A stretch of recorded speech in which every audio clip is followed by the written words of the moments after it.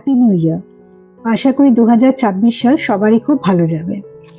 আজকে আপনাদের সাথে একটি ইন্টারেস্টিং এক্সপেরিমেন্ট শেয়ার করব। এক্সপেরিমেন্টটি করেন 1980s-এ ডার্টমুথ কলেজের প্রফেসর রবার্ট ক্লে। এক্সপেরিমেন্টটি ছিল সোশ্যাল ইন্টারাকশনের উপর বেস করে।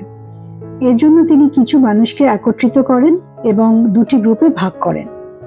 একটি গ্রুপকে উনি সোশ্যাল ইন্টারাকশনের আগে মেকআপ আর্টিস্টের সাহায্যে গভীর ক্ষতচিহ্ন এঁকে দেন এবং ঠিক বেরোবার আগে তাদের বলেন যে তাদের হাতে একটি মিরর দেন এবং বলেন যে ভালো করে তারা যেন নিজেদের চেহারাটা দেখে নেয়। এবং আরেকটি গ্রুপকে তিনি কোনোভাবে ডিস্টার্ব করেন না, নর্মালি তারা যেরকম এসেছিল তাদের সেইভাবেই সোশ্যাল ইন্টারাকশন করতে বলা হয়। তো 1 ঘন্টা পর দেখা যায় যে এক্সপেরিমেন্টের পরে যে মানুষদের মুখে গভীর ক্ষতচিহ্ন ছিল তারা যখন ফিরে আসে তারা প্রত্যেকেই কেউ ওভারওয়েলমড ছিলেন। তারা মনে করেছেন যে তারা জাজড হয়েছেন, পোরলি ট্রিটেড হয়েছেন এবং ডিসক্রিমিনেশন ফেস করেছেন। কিন্তু এখানেই ছিল এক্সপেরিমেন্টের টুইস্ট। উনি ঠিক বেরোবার আগে মেকআপ আর্টিস্টকে বলে দিয়েছিলেন যে প্রত্যেকের মুখে একটি ময়েশ্চারাইজার লাগিয়ে দিতে যাদের মুখে ক্ষতচিহ্ন আঁকা হয়েছে, যাতে ক্ষতচিহ্নটি আরো বেশি স্পষ্ট এবং রিয়েল মনে হয়। কিন্তু অ্যাকচুয়ালি যেটা ছিল যে এই ময়েশ্চারাইজারটা অ্যাপ্লাই করার জন্য ক্ষতচিহ্নটি কিন্তু সরে গিয়েছিল। তো বেশিরভাগ সময় আমাদের যেটা হয়, আমাদের যে সেলফ ইমেজ আমরা গড়ি সেটা অনেকটাই বেস থাকে হচ্ছে আমাদের বিলিফ সিস্টেম এবং আমাদের এক্সপেকটেশনসের উপরে।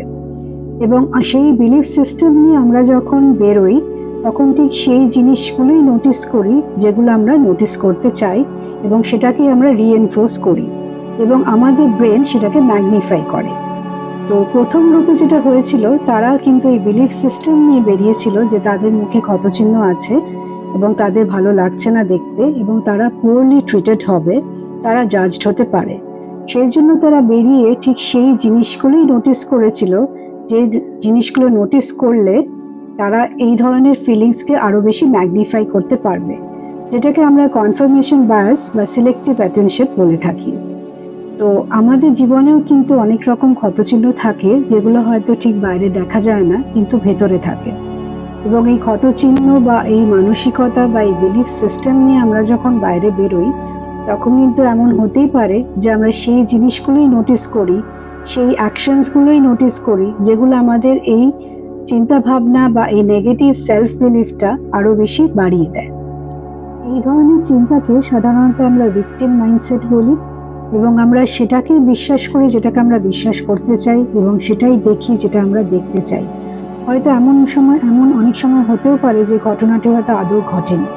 এই এক্সপেরিমেন্টটি প্রমাণ করে যে আমরা ঠিক সেইভাবেই সমাজের বুকে নিজেদের প্লেস করি যেভাবে আমাদের বিলিফ সিস্টেম করায়। তো এই বিলিফ সিস্টেম কিন্তু গড়ে ওঠে শৈশব থেকে এবং সেখানেই আমাদের মা বাবাদের বিশাল বড় অবদান। আমরা যেন কখনো অজান্তে এমন কিছু বাচ্চাদের সাথে না করি যেখানে তাদের মনেও একটা গভীর ক্ষতচিহ্ন এঁকে দিতে পারে এবং তারাও কোনোদিন ফিউচারে নিজেদের ভিক্টিমাইজ করতে পারে। সুতরাং মা বাবা হিসেবে আমাদের কিছু কিছু আচরণে যদি আমরা অ্যালার্ট থাকি তাহলে নিশ্চয়ই আমরা একটি জেনারেশন গড়তে পারবো যারা কোনোদিনই নিজেদের ভিক্টিমাইজ করবে না কিছু পাওয়ার জন্য।